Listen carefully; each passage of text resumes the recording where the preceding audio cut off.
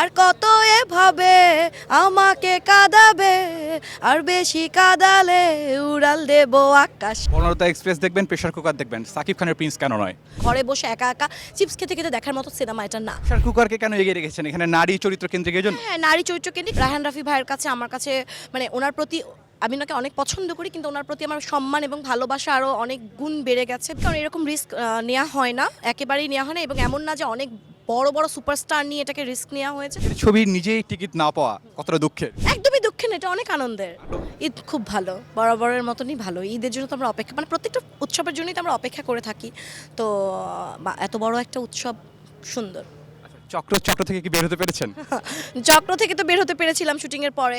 ডাবিংয়ে গিয়ে আবার একটু মনে হয়েছিল আল্লাহ কি এরকম হচ্ছে। আবার যখন রিলিজের পরে নানান রিভিউ, নানান মানুষজনের ছবি আপলোড করা, ভিডিও বাইট, এগুলো দেখে মনে হচ্ছে যে না, আমরা মনে হয় বের হয়েও হতে পারছি না, কিন্তু দর্শক এটার মধ্যে অলরেডি ইনভলভ হয়ে গেছে। তো এই জন্য মনে হয় এটার জন্য, এটার ভেতরে যদি আরও কিছুদিন থাকতেও হয় কোনো আপত্তি নাই, কারণ দর্শক যেহেতু এটাকে খুবই পজিটিভলি নিচ্ছে। অন্যান্য ওয়েব সিরিজ থেকে চক্রকে ব্যতিক্রম কেন বলবো আমরা? না, ব্যতিক্রম তো আসলে এখন বর্তমান সময়ে যে ওয়েব সিরিজগুলো হচ্ছে বা যেগুলো দর্শক পছন্দ করছে, দর্শক যেগুলোকে ভালো বলছে, প্রত্যেকটাই কিন্তু একটু ডিফারেন্ট ধরনের। তো চক্র 1টাও যেহেতু, এটা তো চক্রের একটা সিকুয়াল, চক্র 2, তো এটা একটু ডিফারেন্ট বিকজ এটা একটা সত্যি ঘটনা অবলম্বনে, তারপরে এখানে হরর পার্টটা বেশি এবং আরও বেশ কিছু বিষয় আছে। তো এটার জন্য তো আসলে চক্রটা আগে দেখতে হবে, যারা যারা দেখছে, দেখার পরে তাদের সাথে বলতে হবে। কিছু কিছু টুইস্ট বলে দিলে তো তারপর আর থাকে না। এবারে আসি আপু একটু ঈদের সিনেমা নিয়ে। ঈদের সিনেমা এখন পর্যন্ত কি দেখা হয়েছে? ঈদের সিনেমা এখন পর্যন্ত কোনো কিছুই দেখা হয়নি। কেন দেখা হয়নি এটা বলি, প্রতিদিনই মানে ঈদের তৃতীয় দিন থেকে যখন থেকে টিকিট আমরা সার্চ করা স্টার্ট করছি, কারণ আমি বলে নিই, আমি আসলে বনলতা এক্সপ্রেস আর প্রেসার কুকার দিয়ে ছবি দেখা স্টার্ট করতে চেয়েছিলাম। তো যতবারই সার্চ দেওয়া হচ্ছে, কারণ এটা মনে হচ্ছে দলে বলে যাব, ততবারই আমরা টিকিট পাচ্ছি না। কিন্তু যতবারই আমরা টিকিট পাচ্ছি না, কিন্তু আমাদের একটুও খারাপ লাগছে না, আমাদের খুব ভালো লাগছে যে দর্শক ঈদের এই ধরনের সিনেমাগুলোকে এমনভাবে গ্রহণ করেছে যে আমরা একটু পরেই দেখি, কোনো সমস্যা নাই। এই যে বাংলা সিনেমার টিকিট পাওয়া যাচ্ছে না, কি মনে হয় এটা মানে আমাদের বাংলা সিনেমার জন্য আসলে কতটা কৃতিত্ব? অনেক কৃতিত্ব, মানে এটাই তো হওয়ার কথা, এটাই তো হবে যে টিকিট পাওয়া যাবে না। এখন তো শুধু ঈদের সময় টিকিট পাওয়া যাচ্ছে না, নর্মাল আমরা তো এটাই চাই, শিল্পীরা যারা আমরা কাজ করি সারা দিন রাত, পরিবার পরিজনের নানান রকম আবদার না মিটাতে পারার পরেও ও শুধুমাত্র অভিনয়টাই করে যাই। আমাদের তো মনে হয় যে এটা আমরা সারা বছরই চাই যে আমাদের ছবি আসবে, টিকিট পাওয়া যাবে না, বা দর্শক এভাবে গ্রহণ করবে। নিজের ছবির নিজেই টিকিট না পাওয়া কতটা দুঃখের? একদমই দুঃখের না, এটা অনেক আনন্দের। বনলতা এক্সপ্রেস তো দেখবেন, এরপরে অন্যান্য ছবি কি দেখার ইচ্ছা আছে?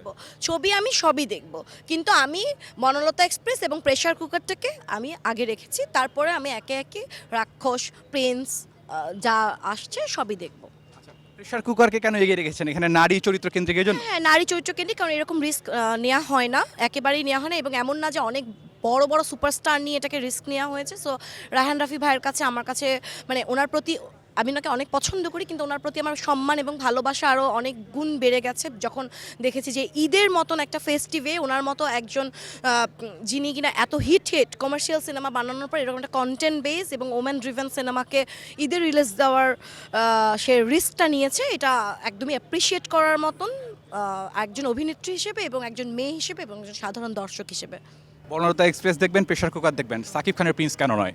সাকিব বলেছে তো দেখবো, আমি বলছি আগে এই দুইটা দেখবো, কারণ বনলতা এক্সপ্রেসের একটা বিষয় আছে, আমি ছোটোবেলায় সিনেমা হলে গিয়ে সিনেমা দেখতাম, দুই দুয়ারি, তারপরে হচ্ছে শ্রাবণ মেঘের দিন, আমি আরও কিছু কিছু নাম ভুলেছি। আমি হুমায়ুন আহমেদের ফ্যান, এবং বনলতা এক্সপ্রেস আমার কাছে মনে হচ্ছে ঘরে বসে একা একা চিপস খেতে খেতে দেখার মতো সিনেমা এটা না। হ্যাঁ, তারপরে আমার ফেভারিট গান আছে যে অভিমানী আমি অভিমানী তুমি, এটা আমার স্কুল জীবনের, ধরেন সারাদিন গাইছে এই গান। না দুই লাইন শোনান দর্শক। না না না না, তো ওই এটার কারণে আমার কাছে মনে হচ্ছে যে দলে বলে গিয়ে আমরা বনলতা এক্সপ্রেস দেখবো, আর প্রেসার কুকারটা তো কারণটা বললামই, তারপর একে একে রাক্ষস, প্রিন্স সবই দেখবো। অভিমানী আমি অভিমানী তুমি, হাজারো স্বপ্ন নিয়ে সব কিছু ভুলে গিয়ে পৃথিবীতে বসে আছি সংসার সাজিয়ে, আর কত এভাবে আমাকে কাঁদাবে, আর বেশি কাঁদালে উড়াল দেব আকাশে। ভাই।